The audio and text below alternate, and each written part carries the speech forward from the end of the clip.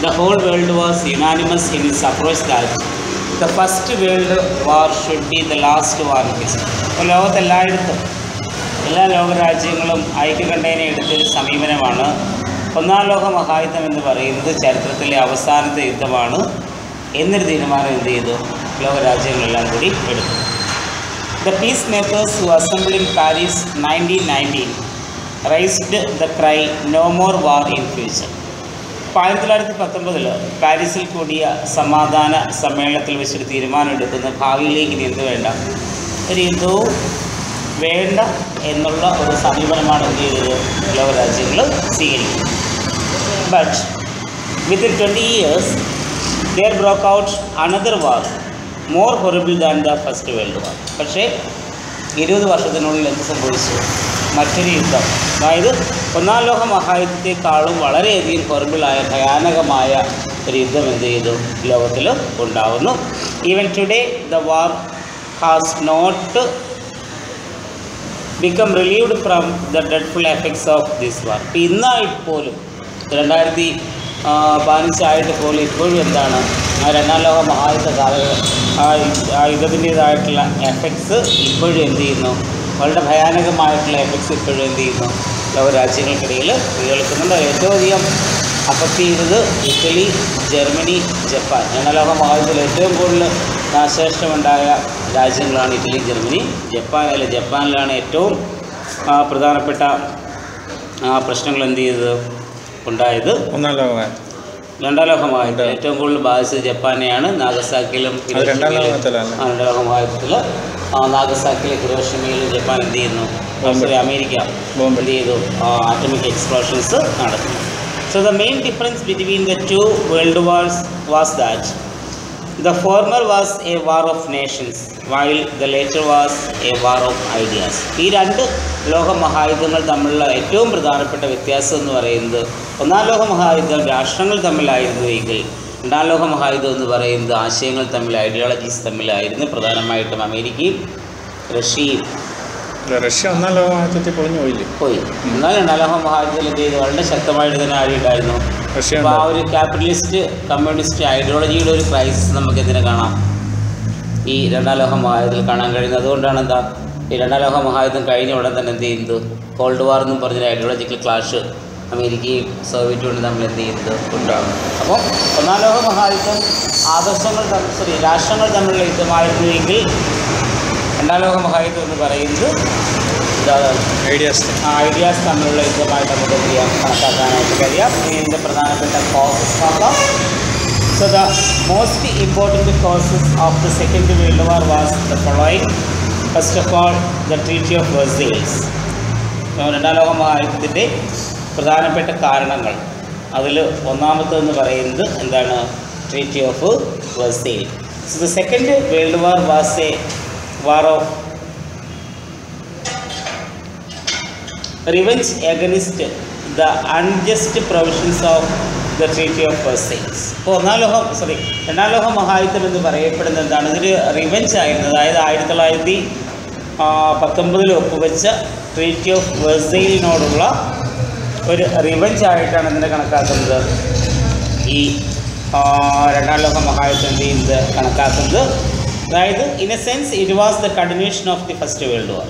ഇപ്പോൾ ഒരർത്ഥത്തിൽ നമ്മൾ പറയുകയാണെങ്കിൽ രണ്ടാം ലോക മഹായുദ്ധം എന്ന് പറയപ്പെടുന്നത് എന്താ, ഒന്നാം ലോക മഹായുദ്ധത്തിൻ്റെ ഒരു കണ്ടിന്യൂഷൻ ആയിട്ട്. 1418 അല്ലേ ഇതാ ഫസ്റ്റ് വേൾഡ് വാർ 1914-1918 ആണ്. ഇതെന്ന് പറയുന്നത് 39-45 ഡിസ്റ്റൻസ് വരുന്നത് 20 വർഷങ്ങൾക്ക് ശേഷം എന്ത് ചെയ്യുന്നു യുദ്ധം ഉണ്ടാകുന്നു. പക്ഷേ ഇവിടെ പറയുന്നത് എന്താണ്, ഈ ട്രീറ്റി ഓഫ് വെർസൈലിലുണ്ടായ പരാജയം രണ്ടാം ലോക മഹായുദ്ധത്തിലേക്ക് നയിക്കുകയാണ്. അപ്പോൾ ഇത് ഒന്നാം ലോക മഹായുദ്ധത്തിൻ്റെ തുടർച്ചയായിട്ട് നമുക്ക് എന്തിനെ കണക്കാക്കാം, രണ്ടാം ലോക മഹായുദ്ധത്തിന് കണക്കാക്കാൻ കഴിയുന്നു. അതായത് the humiliating aspects of the Versailles treaty sowed the seeds of another war. ഈ വെർസൈൽ ട്രീറ്റി നമുക്ക് പിന്നെ പറയാൻ കാണുന്നു. ലീഗ് ഓഫ് നേഷനുമായിട്ട് ബന്ധപ്പെട്ട് എന്ത് ചെയ്യുന്നത്, ട്രീറ്റി ഓഫ് വെർസൈൽ എന്ത് ചെയ്യുന്നത് ഉണ്ടാക്കും. അപ്പോൾ അതിനകത്ത് ഉണ്ടായ ഒരു ഹ്യൂമിലിയേഷൻ ആയിരുന്നു എന്തിന് കാരണം എന്ന് പറയുന്നത്, സെക്കൻഡ് വേൾഡ് വാർ ഉണ്ടാവാനുള്ള കാരണം എന്ന് പറയുന്നത്. അതായത് the German empire was turned up by the victories. അപ്പോൾ നമ്മൾ കണ്ടു ഒന്നാം ലോക മഹായുദ്ധത്തിൻ്റെ റിസൾട്ട് പറഞ്ഞപ്പോൾ ഏറ്റവും കൂടുതൽ നാശനഷ്ടം ഉണ്ടായത് ആർക്കായിരുന്നു? ജർമ്മനിക്കായിരുന്നു നമ്മൾ പറഞ്ഞു.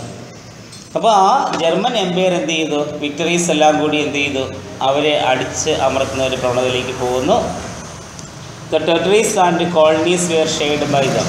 ഈ വിക്ടോറിയസ് ആയിട്ടുള്ള രാജ്യങ്ങൾ എന്ത് ചെയ്തു? ജർമ്മനിയുടെ കൈവശമുണ്ടായിരുന്ന ഏരിയാസും അവരുടെ കോളനീസും എല്ലാം എന്ത് ചെയ്തു? അവർ ഷെയർ ചെയ്തെടുക്കാൻ തുടങ്ങി. So huge was the war indemnity that could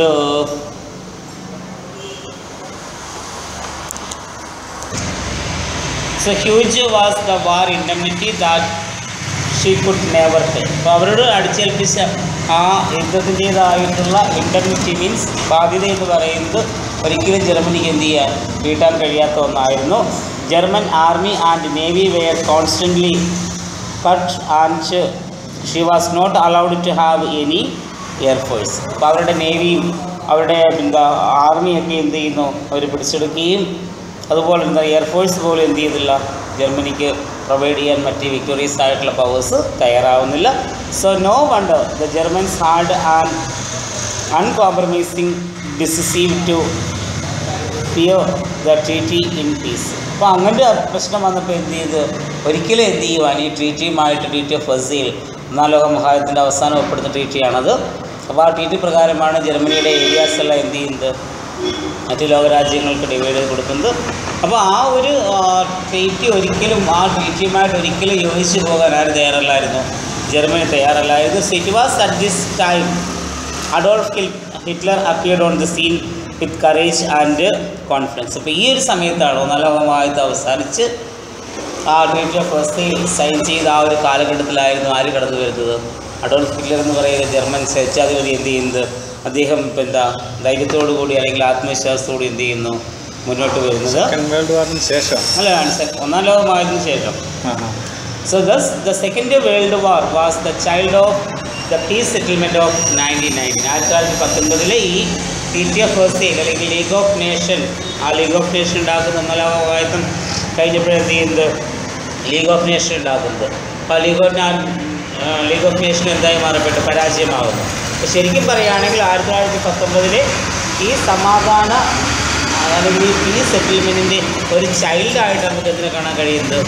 രണ്ടാം ലോക മഹായുദ്ധത്തെ എന്ത് ചെയ്യാൻ കഴിയുന്നത്? കാണാനായിട്ട് കഴിയും.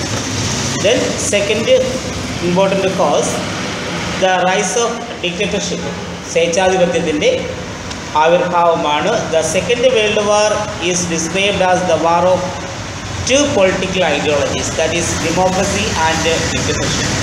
ഈ രണ്ടാം ലോക മഹായുദ്ധം എന്ന് പറയപ്പെടുന്നത് രണ്ട് രാഷ്ട്രീയ ആദർശങ്ങൾ തമ്മിലുള്ള യുദ്ധമായിരുന്നു. ഒന്ന് ജനാധിപത്യവും മറ്റൊന്ന് dictatorship, സ്വേച്ഛാധിപത്യവും.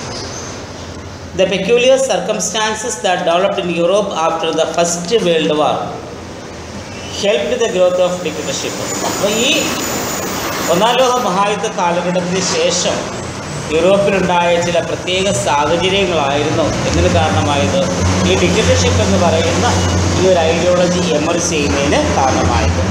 While Hitler established Nazi dictatorship in Germany.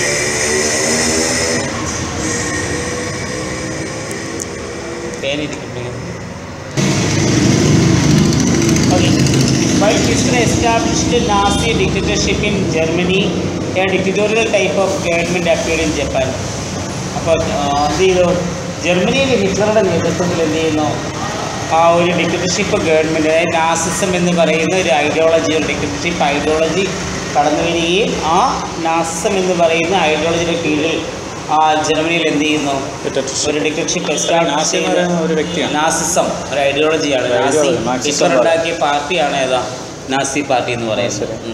Marxism പോലൊരു ഐഡിയോളജി ഹിറ്റ്ലർ കൊണ്ടുവന്ന ഐഡിയോളജി ആയിരുന്നു ഏതാ? നാസിസം എന്ന് പറയുന്നത്. അതായത് ഈ ജ്യൂസിനോടുള്ള വൈരാഗ്യത നമ്മൾ കാണിക്കുന്നത്. അപ്പോൾ അങ്ങനെ ജർമ്മനിയിൽ ഒരു നാസിസം എന്ന് പറയുന്ന ഒരു ഐഡിയോളജി ഹിറ്റ്ലറുടെ നേതൃത്വത്തിൽ എസ്റ്റാബ്ലിഷ് ചെയ്ത അതേ സാഹചര്യത്തിൽ ജപ്പാനിൽ എന്ത് ചെയ്യുന്നു? ഒരു ഡിക്റ്റേറ്റർഷിപ്പ് ഓഫ് ഗവൺമെൻറ് എന്ത് ചെയ്യുന്നു? എസ്റ്റാബ്ലിഷ് ചെയ്യപ്പെടുന്നു. അതേസമയം ഇറ്റലിയിലും മുസോളിനിയുടെ നേതൃത്വത്തിൽ, ബെനിറ്റോ മുസോളിനിയുടെ നേതൃത്വത്തിൽ എന്ത് ചെയ്യുന്നു? ഫാസിസം എന്ന് പറയുന്ന ഒരു ഐഡിയോളജി എന്ത് ചെയ്യുന്നു, എമർജ് ചെയ്യുന്നുണ്ട്. So these dictatorial States had certain identical views about war and signed A part of friendship. അപ്പോൾ ഈ 3 രാജ്യങ്ങൾ, ഇറ്റലി, ജർമ്മനി, ജപ്പാൻ, ഈ 3 രാജ്യങ്ങൾക്കും എന്താണ്, അവർക്ക് പൊതുവായ ചില ഐഡന്റിക്കൽ വ്യൂസ് ഉണ്ടായിരുന്നു. അവരെന്ത് ചെയ്യുന്നു, 3 പേരും കൂടി ഒരു ഫ്രണ്ട്ഷിപ്പ് ട്രീറ്റി അവരെന്ത് ചെയ്യുന്നു, ഒപ്പുവെക്കുന്നു. So according to this, a military alliance known as Rome, Berlin, Tokyo axis came into force in 1937. അപ്പോൾ ഇതിൻ്റെ ഫലമായിട്ട് എന്താണ്, ഇറ്റലിയും ജർമ്മനിയും ജപ്പാനും കൂടി ചേർന്ന് റോം, ബെർലിൻ, ടോക്കിയോ എന്ന് പറയുന്ന ഒരു ആക്സിസ്, ഒരു അലയൻസ് എന്ത് ചെയ്യുന്നു, ക്രിയേറ്റ് ചെയ്യുന്നു. ഇത് 1937 എന്ത് ചെയ്യുന്നു, നിലവിൽ വരികയും ചെയ്തു.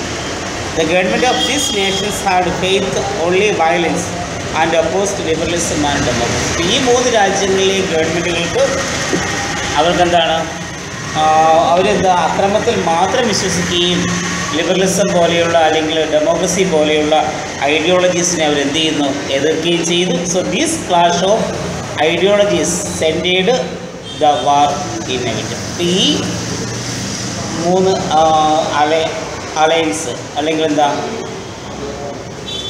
റോം, ബെർലിൻ, ടോക്കിയോ ആക്സിസ്, അവർ ഡെമോക്രസിയും ലിബറലിസത്തെയും എന്ത് ചെയ്യുന്നു, ഒപ്പോസ് ചെയ്യുന്നു. അതിൻ്റെ ഫലമായിട്ട് എന്താ, ഈ ഡിക്റ്റേറ്റർഷിപ്പ് എന്ന് പറയുന്ന ഐഡിയോളജിയും ഡെമോക്രസി, ലിബറലിസം, ഈ 3 ഐഡിയോളജീസും തമ്മിലുണ്ടായ ഒരു ക്ലാഷാണ് എന്തിന് കാരണമാവുന്നത്, സെക്കൻഡ് വേൾഡ് വാർ ഉണ്ടാകുന്നതിനുള്ള 2ാമത്തെ കാരണമായിട്ട് നമുക്ക് പറയാൻ കഴിയും. 3ാമത്തത് the problem of national minorities, ദേശീയ പിന്നോക്ക അവസ്ഥയിലുണ്ടായിട്ടുള്ള പ്രശ്നങ്ങളാണ്. So the Paris peace settlement failed to form countries on the basis of common national heritage. അതായത് 1919 ഈ പാരീസ് പീസ് സെറ്റിൽമെൻറ്റിന് എന്ത് ചെയ്യാൻ കഴിഞ്ഞില്ല, രാഷ്ട്രങ്ങൾക്കിടയിൽ ഒരു കോമൺ നാഷണൽ ഹെറിറ്റേജ്, ഒരു പൊതുവായ ദേശീയ പൈതൃകം എന്ത് ചെയ്യാൻ കഴിഞ്ഞില്ല, നിലനിർത്താനായിട്ട് കഴിഞ്ഞില്ല. People of one nationality and language were added with the other neighbouring Nations.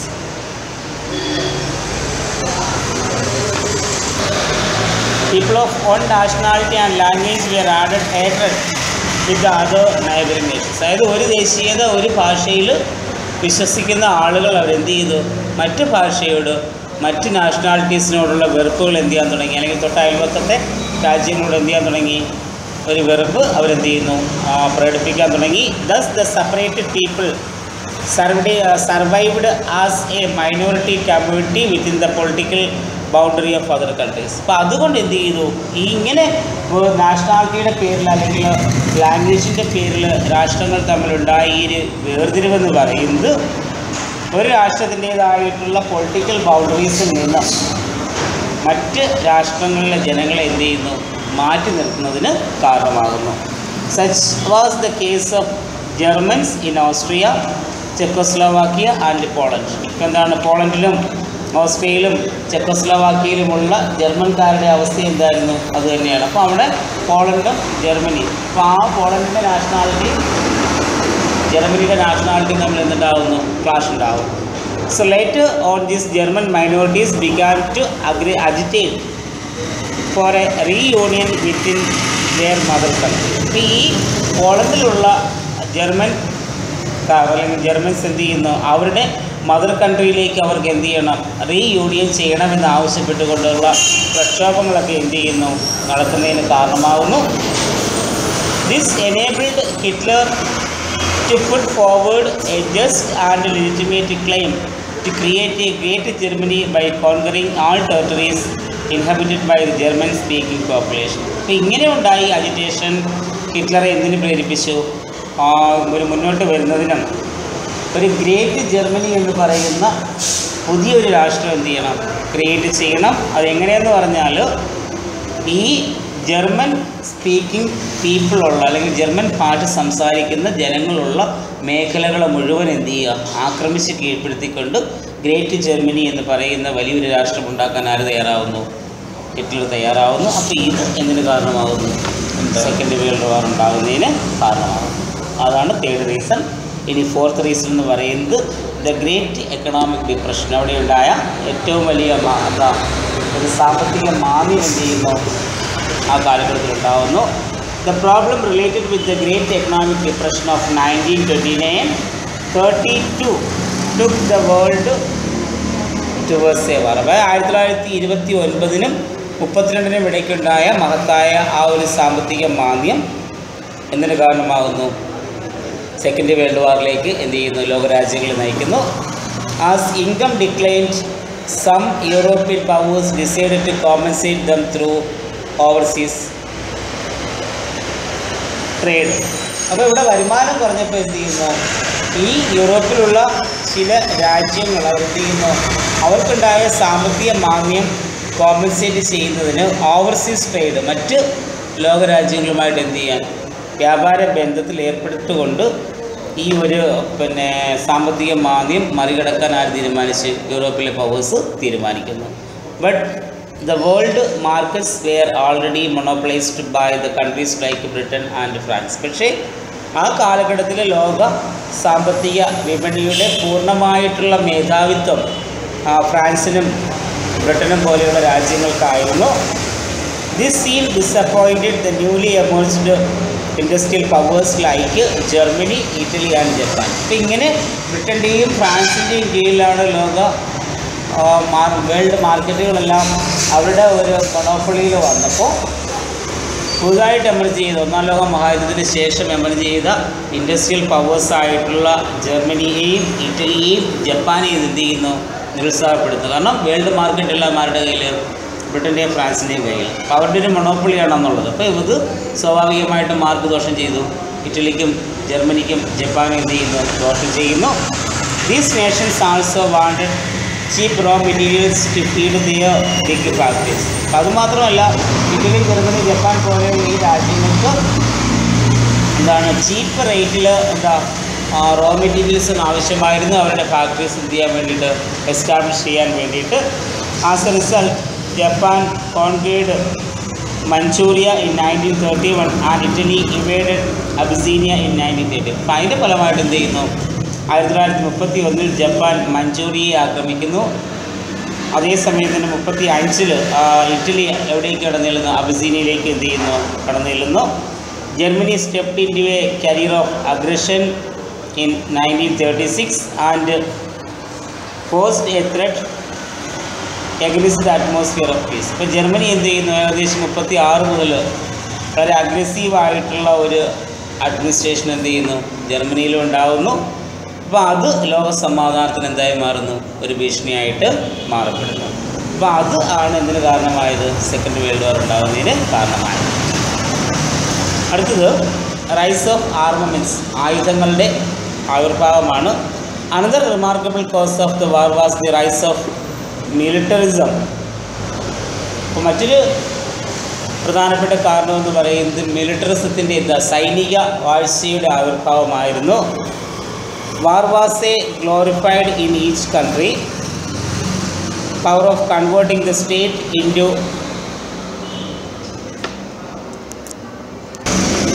war was a glorified in each country the power of converting the state into a nation. അതായത് രാഷ്ട്രത്തെ ഒരു നേഷനാക്കി മാറ്റുന്നതിന് വേണ്ടിയിട്ടുള്ള ഏറ്റവും പ്രധാനപ്പെട്ട ഒരു മാർഗമായിട്ട് ഒരു കണക്കാക്കി എന്തായിരുന്നു, യുദ്ധമായിരുന്നു. വാറിൽ കൂടി മാത്രമേ ഒരു രാഷ്ട്രത്തിന് ഒരു പവർഫുള്ളായിട്ട് മാറാൻ കഴിയത്തുള്ളൂ.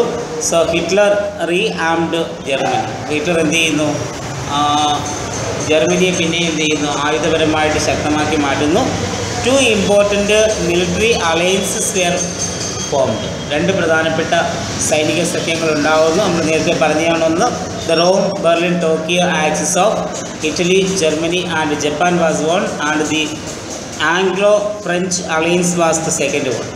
ഒന്നാമത്തെ മിലിറ്ററി അലയൻസ് എന്ന് പറയുന്നത് റോം ബെർലിൻ ടോക്കിയോ, അതായത് ഇറ്റലിയും ജർമ്മനിയും ജപ്പാനും കൂടി ചേർന്ന് എന്ത് ചെയ്യുന്നു, റോം ബെർലിൻ ടോക്കിയോ എന്ന് പറയുന്നൊരു അലയൻസ് ഉണ്ടാക്കുന്നു. അതേസമയം ഇംഗ്ലണ്ടും ഫ്രാൻസും കൂടി ചേർന്നുകൊണ്ട് എന്ത് ചെയ്യുന്നു, ആംഗ്ലോ ഫ്രഞ്ച് അലയൻസ് എന്ത് ചെയ്യുന്നു, ക്രിയേറ്റ് ചെയ്യുന്നു. അപ്പോൾ 2 അലയൻസ് ഇവിടെ എന്ത് ചെയ്യുന്നു, ഉണ്ടാകുന്നു. However the big and the small nation started strengthening their naval, air and land force. ഇതേ സമയത്ത് എന്താണ്, വലിയ രാജ്യങ്ങളും ചെറിയ രാജ്യങ്ങളും അവരുടെ കര, നാവിക, വ്യോമ സേനകളെ എന്ത് ചെയ്യുവാൻ ശക്തിപ്പെടുത്താൻ തീരുമാനിക്കുന്നു.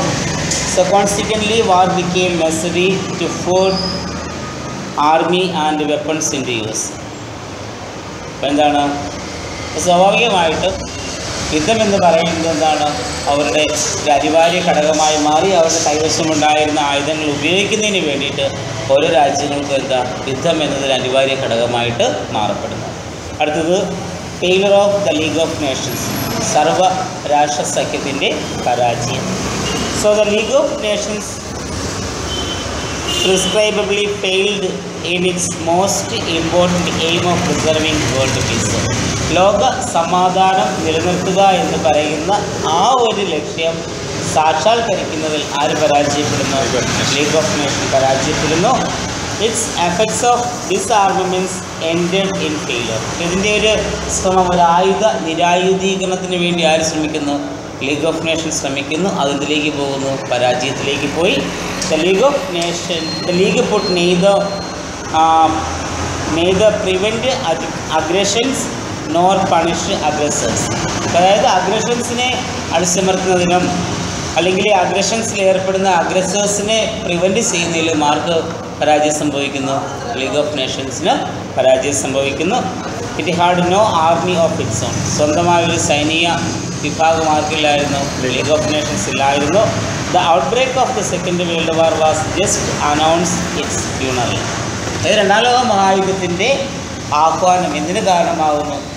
ലീഗ് ഓഫ് നേഷൻസിൻ്റെ ഫ്യൂണറൽ സെറിമണി, ശവസംസ്കാര ചടങ്ങ് നടത്തുന്നതിന് എന്ത് ചെയ്തു? കാരണമാകുന്നു. ഇപ്പോൾ ഇത്രയും ആയിരുന്നു പ്രധാനപ്പെട്ട കാരണങ്ങളായിട്ട് നമുക്ക് എന്ത് പറയാൻ കഴിയുക? രണ്ടാം ലോക മഹായുദ്ധം ഉണ്ടാകുന്നതിനുള്ള കാരണം. എന്നാൽ ഇതിൻ്റെ ഏറ്റവും പ്രധാനപ്പെട്ട കോസ്, ഇമ്മീഡിയറ്റ് കോസ് ഉണ്ട്, അതാണ് നമുക്ക് അടുത്ത് കാണേണ്ടത്. Germans attack on Poland was the immediate cause of war. അപ്പോൾ ജർമ്മനിയുടെ ആക്രമണം എവിടേക്ക്? പോളണ്ടിലേക്കുള്ള ജർമ്മനിയുടെ ആക്രമണമായിരുന്നു ഇതിന് കാരണമായത്. എന്നാൽ രണ്ടാം ലോക മഹായുദ്ധം ഉണ്ടാകുവാനുള്ള ഏറ്റവും പ്രധാനപ്പെട്ട കാരണം, അല്ലെങ്കിൽ പെട്ടെന്നുണ്ടായ കാരണം എന്ന് പറയുന്നത്, ഹിറ്റ്ലേഴ്സ് ഇമ്പീരിയൽ അംബിഷൻസ് വെൻ്റ് ഓൺ അൺചെക്ഡ്. ഹിറ്റ്ലറുടെ ആ ഒരു ഇമ്പീരിയൽ പവർ, ഡിക്റ്റേറ്റർഷിപ്പ് എസ്റ്റാബ്ലിഷ് ചെയ്യുക എന്ന് പറയുന്നതാണ്. നമ്മൾ നേരത്തെ പറഞ്ഞിട്ട് ഗ്രേറ്റ് ജർമ്മനി ക്രിയേറ്റ് ചെയ്യാൻ ആര് ശ്രമിച്ചു? ഹിറ്റ്ലർ ശ്രമിച്ചു എന്ന് പറഞ്ഞു. പോളണ്ടിലെയും, അതായത് ഏതൊക്കെ ലോകത്തിൻ്റെ ഏതൊക്കെ മേഖലയിൽ ജർമ്മനി സംസാരിക്കുന്ന ആളുകളുണ്ടോ ആ മേഖല മൊത്തം എന്ത് ചെയ്യണം? ജർമ്മനിയുടെ ഭാഗമാക്കി മാറ്റണം. അപ്പോൾ ആ ഒരു അധികാരമോഹം അപ്പോഴും ആരിലുണ്ടായിരുന്നു? ഹിറ്റ്ലറിലുണ്ടായിരുന്നു. One after the other, he had already conquered Austria and Czechoslovakia. On 1st September 1939, German troops entered into Poland.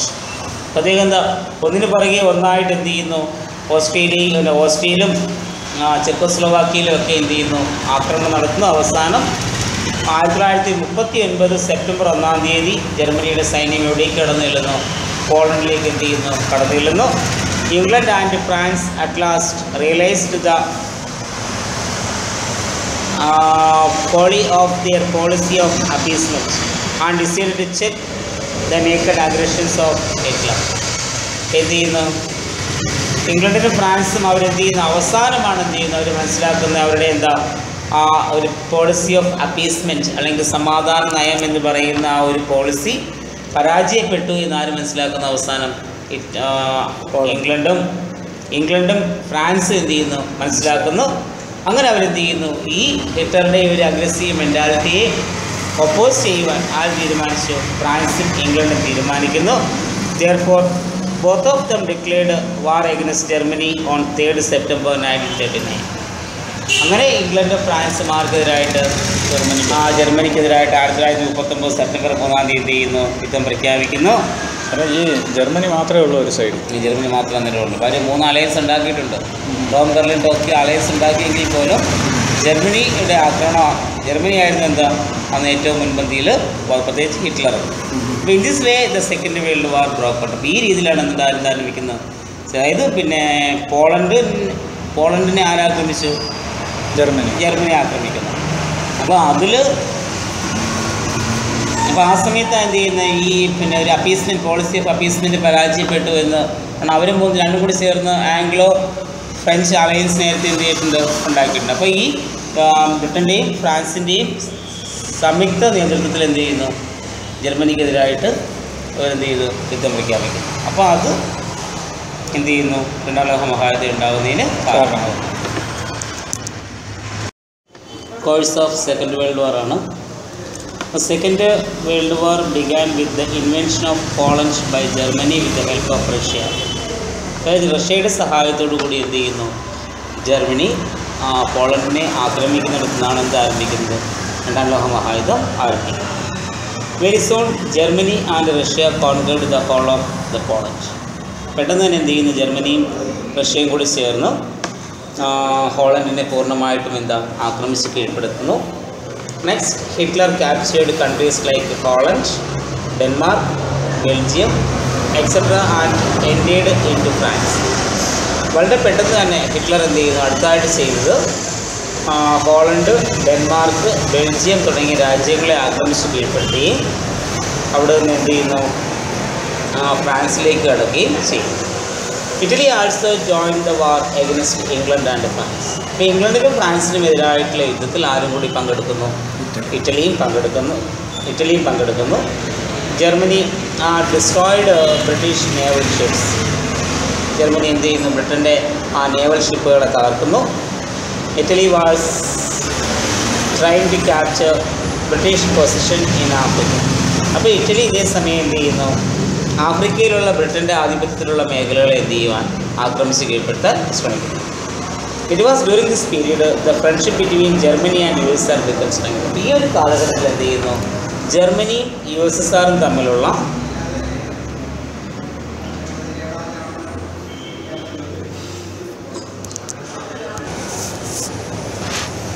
So it was during this period the friendship between Germany and USSR became collapsed. അപ്പോൾ ആ ഒരു കാലഘട്ടം, അപ്പം ആദ്യ സമയത്ത് ജർമ്മനിയും റഷ്യയും തമ്മിൽ ഫ്രണ്ട്ഷിപ്പിലായിരുന്നു. എന്നാൽ കുറച്ച് കഴിഞ്ഞപ്പോൾ എന്ത് ചെയ്യുന്നു, ആ ഒരു ഫ്രണ്ട്ഷിപ്പ് എന്ത് ചെയ്യുന്നു, തകരുന്നു. അതായത് ജർമ്മനി ചെക്കോസ്ലോവാക്കിയയും ഗ്രീസും ഒക്കെ ആക്രമിക്കുമ്പോൾ റഷ്യക്ക് സ്വാഭാവികമായിട്ട് എന്ത് ചെയ്യുന്നു, ഈ ജർമ്മനിയുടെ ഒരു സസ്പീഷൻ എന്ത് ചെയ്യുന്നു ഉണ്ടാവും. അപ്പോൾ ആ ഒരു കാരണം കൊണ്ട് ഇവർ തമ്മിലുള്ള ഫ്രണ്ട്ഷിപ്പിന് ഒരു സ്ട്രഗിൾ ഉണ്ടാവുക ചെയ്യും. അപ്പോൾ അതിനുശേഷം എന്ത് ചെയ്യുന്നു, അവരുടെ ആ ഒരു ഫ്രണ്ട്ഷിപ്പ് ഡിസ്ട്രോയ് ആവുന്നു. അങ്ങനെ 1941 Hitler declared war on Russia. 1941 എന്ത് ചെയ്യുന്നു, ഈ ഇത്രയും കാലം 39 വരെ, 39 മുതൽ ഇങ്ങോട്ട് 41 വരെ എന്തായിരുന്നു, ജർമ്മനിയും റഷ്യയും ഒരേ ഇതിലായിരുന്നു. പക്ഷേ 41 ഹിറ്റ്ലർ ആർക്കെതിരെ, റഷ്യക്കെതിരെ എന്ത് ചെയ്യുന്നു, യുദ്ധം പ്രഖ്യാപിക്കുന്നു. In this battle Germany become defeated. ആ യുദ്ധത്തിൽ എന്ത് ചെയ്യുന്നു, ജർമ്മനി പരാജയപ്പെടുന്നു. Then Germany took a peace alliance in Stalingrad. Germany എന്ത് ചെയ്യുന്നു, സ്റ്റാലിൻഗ്രാഡിൽ വെച്ച് അവർ തമ്മിലൊരു അലയൻസ് എന്ത് ചെയ്യുന്നു, ഉണ്ടാക്കുന്നു. In between 1942 and 43. അപ്പോൾ ആ ഒരു കാലഘട്ടത്തിലാണ് എന്ത് ചെയ്യുന്നത്, ഈ ഒരു പീസ് അലയൻസ് അവിടെ ഉണ്ടാക്കുന്നത്. പിന്നെ in Africa also Germany and Italy suffered many defeats. ആഫ്രിക്കയിലും ആർക്ക് പരാജയം ഉണ്ടാകുന്നു, ഇറ്റലിക്കും ജർമ്മനിക്കും പരാജയം ഉണ്ടാകുന്നു. In Europe the allies won several victories. യൂറോപ്പിൽ എന്താണ്, ഈ ഇംഗ്ലണ്ടും ഫ്രാൻസും തമ്മിലുള്ള ആംഗ്ലോ ഫ്രഞ്ച് അലയൻസ് നമ്മൾ നേരത്തെ പറഞ്ഞു. അപ്പോൾ ആ അലയൻസ് എന്ത് ചെയ്യുന്നു, ഒരുപാട് വിജയം അവർക്ക് എന്ത് ചെയ്യുന്നു, ഉണ്ടാകുന്നു. Then but Japan continued the war in Asia. അപ്പോൾ ഏഷ്യൻ റീജിയനിൽ ആര് യുദ്ധം മുന്നേറുകയാണ്, ജപ്പാൻ്റെ നേതൃത്വത്തിൽ യുദ്ധം മുന്നോട്ട് പോയിക്കൊണ്ടിരിക്കുകയാണ്. Japan won many victories. ഒരുപാട് വിജയങ്ങൾ ആർക്കുണ്ടാവുന്നു, ജപ്പാൻ ഉണ്ടാകുന്നു. എന്നാൽ in 1941 Japan invaded and destroyed Pearl Harbour in Hawaii. Hawaii എന്ന് പറയുന്നത് അമേരിക്കയിലുള്ള സ്ഥലമാണ്. ആ ഹവായി ഐലൻഡിൽ സ്ഥിതി ചെയ്യുന്ന പേൾ ഹാർബർ എന്ന് പറയുന്ന അമേരിക്കയുടെ കപ്പൽ ആരാക്രമിക്കുന്നു. അടുത്ത അമേരിക്കയിലെ പോർട്ടാണ് പേൾ ഹാർബർ എന്ന് പറയുന്നത്. അവിടേക്ക് ആരാക്രമണം നടത്തി, ജപ്പാൻ ആക്രമണം എന്ത് ചെയ്യുന്നു, നടത്തുന്നു. Thus America injured and she also join with the allies and declared war on Japan. അപ്പോൾ ആ ഒരു ആക്രമണം, അപ്പോൾ ആ സമയത്ത് അമേരിക്ക എന്ത് ചെയ്തിട്ടേ ഇല്ല, ഈ സെക്കൻഡ് വേൾഡ് വാറിൽ വന്നിട്ടേ ഇല്ല. പക്ഷേ ഈ 1941 പേൾ ഹാർബർ ഇൻസിഡൻ്റ് ആണ് എന്ത് ചെയ്യുന്നത്, അമേരിക്കയെ സെക്കൻഡ് വേൾഡ് വാറിലേക്ക് കടന്നു വരാൻ പ്രേരിപ്പിച്ചത്. അങ്ങനെ പിന്നെ ബ്രിട്ടൻ, ഫ്രാൻസ് അടങ്ങുന്ന ആ ഒരു അലയൻസിൽ ആര് ജോയിൻ ചെയ്യുന്നു? അമേരിക്ക ജോയിൻ ചെയ്യുന്നു. Then America defeated Japan in many place. പല സ്ഥലങ്ങളിൽ വെച്ച് എന്ത് ചെയ്യുന്നു? ജപ്പാനെ ആര് പരാജയപ്പെടുത്തി? America പരാജയപ്പെടുത്തുന്നു. In August 1945, American airman dropped atom bombs on Japanese towns of Hiroshima and Nagasaki. അപ്പോൾ ആ സമയത്ത് 1945 എന്ത് ചെയ്യുന്നു? അമേരിക്കയുടെ സൈനിക മേധാവിയായിരുന്ന ജനറൽ മക്കാർദർ അദ്ദേഹം എന്ത് ചെയ്യുന്നു? ജപ്പാനിലെ പ്രധാനപ്പെട്ട 2 ടൗണുകളായ ഹിരോഷിമയിലും നാഗസാക്കിയിലും എന്ത് ചെയ്യുന്നു? ആറ്റമിക് എക്സ്പ്ലോഷൻ നടത്തുന്നു. ഓഗസ്റ്റ് 6, ഓഗസ്റ്റ് 9 ഈ 2 തീയതികളാണ് എന്ത് ചെയ്യുന്നത്? നാഗസാക്കിയിലും ഹിരോഷിമയിലുമായിട്ട് എന്ത് ചെയ്യുന്നു? Atomic explosions, little man, fat boy എന്ന് പറയുന്ന 2 ആറ്റമിക് എക്സ്പ്ലോഷൻസ് എന്ത് ചെയ്യുന്നു? നടത്തുന്നു. So immediately after this Japan surrendered unconditionally with these the second world war began to end. അപ്പോൾ ഈ ഒരു സംഭവത്തെ തുടർന്ന് എന്ത് ചെയ്യുന്നു? അൺകണ്ടീഷണലായിട്ട് ജപ്പാൻ ആരുടെ മുമ്പിൽ കീഴടങ്ങുന്നു? അമേരിക്കയുടെ മുമ്പിൽ കീഴടങ്ങി. ഇപ്പോൾ ഈ ഒരു സംഭവത്തോടു കൂടി എന്ത് ചെയ്യുന്നു? സെക്കൻഡ് വേൾഡ് വാർ എന്ന് പറയുന്ന ഈ ഒരു സംഭവം എന്ത് ചെയ്യുന്നു? അവസാനിക്കുകയും ചെയ്യും. So the second world War was created far reaching consequence. ഇപ്പോൾ ഒരുപാട് ആഫ്റ്റർ എഫക്ട്സ് ഉണ്ടാക്കിയ ഒരു യുദ്ധമായിരുന്നു ഏതാ? രണ്ടാം ലോക മഹായുദ്ധം. അതിൽ ഒന്നാമത്തെ റിസൾട്ട് എന്ന് പറയുന്നത് lack of life and properties. So never in the history being so destructive as the second world. ഇപ്പോൾ രണ്ടാം ലോക മഹായുദ്ധം പോലെയുള്ള ഒരു വിനാശകരമായിട്ടുള്ള ഒരു യുദ്ധം എന്താ ഇതുവരെയും പിന്നെ ഭൂമിയിൽ എന്ത് ചെയ്തിട്ടില്ല, സംഭവിച്ചത്. ചരിത്രത്തിലെങ്ങും ഇത്രയും ഡിസ്ട്രക്റ്റീവായ യുദ്ധത്തെക്കുറിച്ച് പിന്നെ പറയുന്നേയില്ല. It was mainly terrible than the first world war. ഇപ്പോൾ ഒന്നാം ലോക മഹായുദ്ധത്തെക്കാളും വളരെയധികം എന്താ ടെറിബിളായിട്ടുള്ള ഭയാനകമായിട്ടുള്ള ഒരു യുദ്ധമായിരുന്നു ഏതാണ്? സെക്കൻഡ് വേൾഡ് വാർ എന്ന് പറയുന്നത്. It is absolutely impossible to assess the loss of life and property in the war.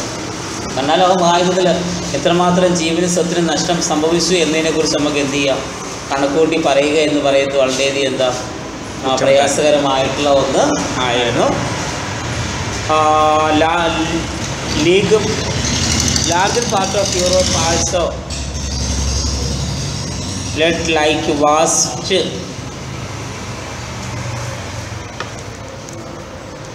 so larger part of Europe are too dead like vast graveyards. അതായത് യൂറോപ്പിൻ്റെ ഭൂരിപക്ഷ പ്രദേശങ്ങൾ എന്തായിട്ട് മാറപ്പെട്ട് യുദ്ധത്തെ തുടർന്ന് ഗ്രേവ്യാർഡുകളായിട്ട് അല്ലെങ്കിൽ ശവപ്പറമ്പുകളായിട്ട് എന്ത് ചെയ്യുന്നു? മാറപ്പെടുന്നു. It has been estimated that about 50 million people perished in the war. ഏകദേശം 50 മില്യൺ ആളുകളായിരുന്നു എന്താ ഈ യുദ്ധത്തിൽ മരിച്ചു പോയി എന്നൊരു ഏകദേശ കണക്ക് എന്ത് ചെയ്യുന്നു? പറയപ്പെടുന്നുണ്ട്. It was worthy that 6 million Jews alone were killed as a result of Nazi atrocities. Nazism ജർമ്മനിയുടെ ആക്രമണത്തിൻ്റെ ഫലമായിട്ട് ഏകദേശം 6 മില്യണോളം ജ്യൂസ് മാത്രം എന്ത് ചെയ്തു? യഹൂദന്മാർ മാത്രം എന്ത് ചെയ്തു? ഈ യുദ്ധത്തിൽ എന്ത് ചെയ്തു? കൊല്ലപ്പെട്ടു. This would took several years to rebuild the shattered economy. അപ്പോൾ ഇതുവഴി ഒരുപാട് എന്താ സാമ്പത്തികപരമായിട്ടുള്ള ഒരുപാട് നഷ്ടങ്ങൾ എവിടെ ഉണ്ടാകുന്നു? ലോകരാജ്യങ്ങൾക്ക് ഉണ്ടാകുന്നു. ഇപ്പോൾ വർഷങ്ങളോടെ എടുക്കേണ്ടി വന്ന എന്താ ആ ഒരു പുതിയ സാമ്പത്തിക വ്യവസ്ഥ എന്ത് ചെയ്യുവാൻ റീബിൽഡ് ചെയ്യുന്നതിന് വേണ്ടിയിട്ട്. അപ്പോൾ അത്രയ്ക്ക് ഡിസ്ട്രക്റ്റീവ് ആയിട്ടുള്ള ഒരു യുദ്ധമായിരുന്നു ഏതാണ്? സെക്കൻഡ് വേൾഡ് വാർ എന്ന് പറയുന്നത്. രണ്ടാമത്തെ റിസൾട്ട് എന്ന് പറയുന്നത് end of dictatorship in Germany and Japan and Italy. Italy, Germany, Japan ഇവരുടെ സ്വേച്ഛാധിപത്യ ഭരണം എന്ത് ചെയ്യുന്നു? അവസാനിക്കുന്നു. So the war sounded the death knell of dictatorship in Germany, Italy and Japan. ഇറ്റലിയിലെയും ജർമ്മനിയിലെയും ജപ്പാനിലെയും ഏകാധിപത്യ പ്രവണതയ്ക്ക് മരണമണി മുഴങ്ങിയ ഒരു യുദ്ധമായിരുന്നു ഏതാ? രണ്ടാം ലോക മഹായുദ്ധം എന്ന് പറയുന്നത്. It led to the abolition of Nazism in Germany and fascism in Italy. ഇറ്റലിയിലെയും ജർമ്മനിയിലെയും 2 പ്രധാനപ്പെട്ട ഐഡിയോളജീസായ ഫാസിസവും നാസിസവും ഇല്ലാതാകുന്നതിന് എന്ത് കാരണമാകുന്നു? രണ്ടാം ലോക മഹായുദ്ധം കാരണമായി. Germany was divide in two. Germany 2ആയി ഡിവൈഡ് ചെയ്യുന്നു. വെസ്റ്റ് ജർമ്മനി എന്നും ഈസ്റ്റ് ജർമ്മനി എന്നും 2ആയിട്ട് എന്ത് ചെയ്യുന്നു? ഡിവൈഡ് ചെയ്യുന്നു. West Germany was made democratic and controlled by Britain, France and USA. West ജർമ്മനിയിൽ ജനാധിപത്യപരമായിട്ടുള്ള ഭരണ സംവിധാനം കൊണ്ടുവരികയും അത് ബ്രിട്ടൻ്റെയും അമേരിക്കയുടെയും ഫ്രാൻസിൻ്റെയും നേതൃത്വത്തിലാവുകയും ചെയ്തു. East Germany came under the domination of Russia. East Germany ആരുടെ ഡോമിനേഷനിൽ വന്നു? റഷ്യയുടെ കീഴിൽ വരികയും and was under communist state only in 1990. അന്ന് 1919 ഒരു കമ്മ്യൂണിസ്റ്റ് രാജ്യമായിരുന്നു ഏതാ? ഈസ്റ്റ് ജർമ്മനി എന്ന് പറയുന്നത്. അപ്പോൾ ആ ഈസ്റ്റ് ജർമ്മനിയുടെ കൺട്രോൾ ആർക്ക് കിട്ടുന്നു? റഷ്യക്ക് കിട്ടുന്നു. The two Germanies into one. പിന്നീട് എന്ത് ചെയ്യുന്നു? രണ്ടുകൂടെ പിന്നെ ഒരുമിച്ചാവുക ചെയ്യുന്നുണ്ട്. So in Japan the militants were driven out of power. ജപ്പാനിൽ എന്ത് ചെയ്യുന്നു? അവിടുത്തെ സൈനിക ഭരണങ്ങളെല്ലാം എന്ത് ചെയ്യുന്നു? അവസാനിപ്പിക്കുന്നു. Later a democratic form of government was set up there. പിന്നീട് എന്ത് ചെയ്യും? ജപ്പാനിൽ എന്ത് ചെയ്യുന്നു? ഒരു ജനാധിപത്യ ഭരണം കൊണ്ട്. ഇപ്പം 3 രാജ്യങ്ങളിലും അവരുടെ ഒരു ഡിക്റ്റേറ്റർഷിപ്പ് അഡ്മിനിസ്ട്രേഷൻ ഇല്ലാതായിക്കൊണ്ട് എന്താ ജനാധിപത്യവും ഡെമോക്രസി കമ്മ്യൂണിസം മുതലായിട്ടുള്ള ഐഡിയോളജീസ് എന്ത് ചെയ്യുന്നു? ഈ 3 രാജ്യങ്ങളുമായിട്ട് ഡെവലപ്പ് ചെയ്യുന്നു. Then emergence of USA and USSR as world power. അടുത്ത ഒരു പ്രധാനപ്പെട്ട റിസൾട്ട് എന്ന് പറയുന്നത് അമേരിക്കയുടെയും സോവിയറ്റ് യൂണിയൻ്റെയും വളർച്ച. ഒരു ലോക ശക്തി എന്ന നിലയിൽ അമേരിക്കയുടെയും സോവിയറ്റ് യൂണിയൻ്റെയും വളർച്ച എന്ത് ചെയ്യുന്നു? ഉണ്ടാകുന്നു.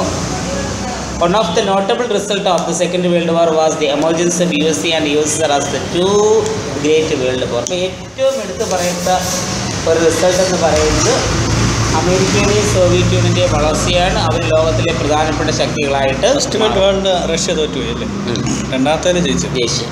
The division of world into 2 blocks of capitalism and communism led to a state of World War. അപ്പോൾ ഇങ്ങനെ after the Second World War Russia and USA became most powerful countries. As a result of these 2 important ideologies took place in the world politics, that is capitalism and communism. So there arose an ideological clash between these 2 power blocks. That is known as Cold War. അപ്പോൾ called വാർ എന്ന് പറയുന്ന ഒരു ideological ആയിട്ടുള്ള clash എന്ത് ചെയ്യുന്നു? ഇവിടെ ഉണ്ടാവുന്നു. The disintegration of Soviet Union with the recent past brought this ideological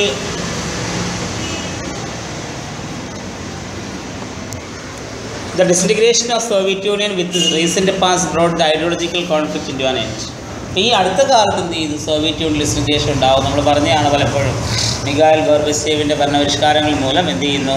Soviet യൂണിയൻ്റെ ഡിസിൻറ്റഗ്രേഷൻ സംഭവിക്കുകയും അപ്പോൾ ആ ഡിസിൻറ്റഗ്രേഷനെ തുടർന്ന് എന്ത് ചെയ്യുന്നു? സോവിയറ്റ് യൂണിയൻ എന്ന് പറയുന്ന ആ ഒരു രാജ്യം ഇല്ലാതാവുകയും തൽഫലമായിട്ട് ക്യാപിറ്റലിസവും കമ്മ്യൂണിസവും തമ്മിലുണ്ടായിരുന്ന ഐഡിയോളജിക്കൽ ക്ലാഷ് എന്ത് ചെയ്യുന്നു? ഇവിടെ ഇല്ലാതാവുകയും ചെയ്തു. The war considerably weaken in France. അപ്പോൾ ഈ യുദ്ധം എന്ത് ചെയ്തു? ഫ്രാൻസിൻ്റെ ശക്തിയെയും എന്ത് ചെയ്തു? താരതമ്യേന കുറച്ചു. This would the world leadership passed in to the hands of Britain and USA. Britain to USA. അപ്പോൾ അന്ന് വരെ സെക്കൻഡ് വേൾഡ് വാർ വരെ ബ്രിട്ടൻ ആയിരുന്നു ലോകത്തിലെ 1ാം നമ്പർ പവർ എങ്കിൽ 2ാം ലോക മഹായുദ്ധം കഴിഞ്ഞതിന് ശേഷം എന്ത് ചെയ്യുന്നു? ആ ലോകത്തിൻ്റെ നേതൃത്വ സ്ഥാനം ആരുടെ കൈവശം വരുന്നു? ബ്രിട്ടനിൽ നിന്നും അമേരിക്കയുടെ കൈവശം എന്ത് ചെയ്യുന്നു? വന്നു ചേരുക ഉണ്ടായി. ദെൻ അടുത്തത് decline of colonial imperialism. Colony വാഴ്ചയുടെ സ്വേച്ഛാധിപത്യം എന്ത് ചെയ്യുന്നു? ഇല്ലാതാവുന്നു. The war quit the decline of colonialism. അപ്പോൾ കൊളോണിയലിസം ഇല്ലാതാക്കുന്നതിന് കാരണമായ യുദ്ധമായിരുന്നു 2ാം ലോക മഹായുദ്ധം. കൊളോണിയലിസം എന്ന് പറഞ്ഞാൽ കോളനി വാഴ്ച, അതായത് ബ്രിട്ടൻ്റെ കോളനികളെല്ലാം എന്ത് ചെയ്യുന്നു? ഇല്ലാതാവും. ബ്രിട്ടന് മാത്രമേ ഉള്ളായിരുന്നു കോളനി ലോകത്ത്? അല്ല, അന്ന് അവർക്കൊക്കെ ഉണ്ടായിരുന്നു. ഫ്രാൻസിനൊക്കെ ഉണ്ടായിരുന്നു. ഫ്രഞ്ച് ഇന്ത്യയിൽ പോലും എന്താ ആദ്യം ഫ്രഞ്ചുകാരല്ല ആധിപത്യം. ഇവിടെ എന്താ ഗോവ കാപ്പാട് അല്ല ഗോവ ഡച്ചുകാരുടെ ആയിരുന്നു. ഡമാൻ ഡ്യൂ മേഖലയിലൊക്കെ എന്താ ഫ്രഞ്ച് കോളനീസ് ഉണ്ടായിരുന്നു. പിന്നെ മാഹിയൊക്കെ അതിന് ഫ്രഞ്ച് കോളനി ആയിരുന്നു. അപ്പം ബ്രിട്ടൻ ആയിരുന്നു. പിന്നീട് എന്ത് ചെയ്യുന്നത്? 2ാം ലോക മഹായുദ്ധം 1990 ശേഷം 1900 എന്ത് ചെയ്യുന്നു? ബ്രിട്ടൻ്റെ കോളനിയായിരുന്നു ഏറ്റവും കൂടുതൽ എന്താ ശക്തിയായിട്ട് വന്നത്. So the war made the colonial masters weak. National movements for independence become very strong. അപ്പോൾ ഈ യുദ്ധം മൂലം എന്ത് ചെയ്യുന്നു? ഈ കോളനി വാഴ്ചയുടെ ശക്തി കുറയുകയും ഈ എല്ലാ കോളനികളിലും എന്താണ് ഇൻഡിപെൻഡൻറ്റ് മൂവ്മെൻറ്റ്സ് എന്ത് ചെയ്യുന്നു? സ്വാതന്ത്ര്യ സമര പ്രസ്ഥാനങ്ങൾ എന്ത് ചെയ്യുന്നു? കൊണ്ടുവരുന്നു. As a result colonies like India, Pakistan, Burma, Sri Lanka, Malaysia, Indonesia, Egypt, Philippines obtain there independence. അപ്പോൾ എന്ത് ചെയ്യുന്നു? ഈ ബ്രിട്ടൻ്റെ കോളനി വാഴ്ച അവസാനിച്ചതോട് കൂടിയിട്ട് India, Pakistan, Burma, Sri Lanka, Malaysia, Indonesia, Egypt, Philippines ഇതെല്ലാം ആദ്യ കോളനികളായിരുന്നു, ബ്രിട്ടൻ്റെ കോളനികളായിരുന്നു. അവർക്കൊക്കെ എന്ത് ചെയ്യുന്നു, സ്വാതന്ത്ര്യം കിട്ടുകയും the new state of Israel was also born. പുതിയ സ്റ്റേറ്റായിട്ട് എന്തുണ്ടാവുന്നു, ഇസ്രായേലും എന്ത് ചെയ്യുന്നു, രൂപം കൊടുക്കുന്നു. ദെൻ അടുത്ത റിസൾട്ട് എന്ന് പറയുന്നത് the birth of United Nations organisation, UNO എന്ന് പറയുന്ന ഒരു സംഘടന എന്ത് ചെയ്യുന്നു, ഉണ്ടാവുന്നു. So the most significant result of the second world War was the formation of UNO. അപ്പോൾ രണ്ടാം ലോക മഹായുദ്ധത്തിൻ്റെ ഏറ്റവും പ്രധാനപ്പെട്ട ഒരു കാരണം എന്നല്ല ഒരു ഫലം എന്ന് പറയുന്നത് എന്താണ്, യുണൈറ്റഡ് നേഷൻസ് ഓർഗനൈസേഷൻ എന്ന് പറയുന്ന ഒരു സംഘടനയുടെ ആവിർഭാവമായിരുന്നു. The UN charter was accepted by the conference of 51 nations at San Francisco and it went to the effect on the prevention of war in future.